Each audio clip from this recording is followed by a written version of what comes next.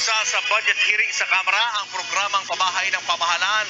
Masyado raw mahal ang dapat bayaran ng mga benepisyaryo buwan-buwan.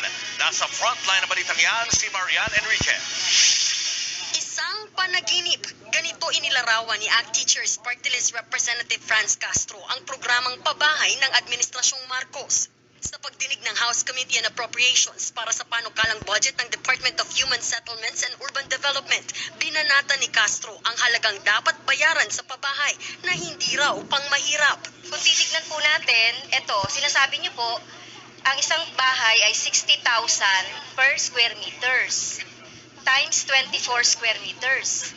So that is, ang total contract niyan ay 1.4 million. So sa isang mahirap ba, kakayanin po yung 1.4?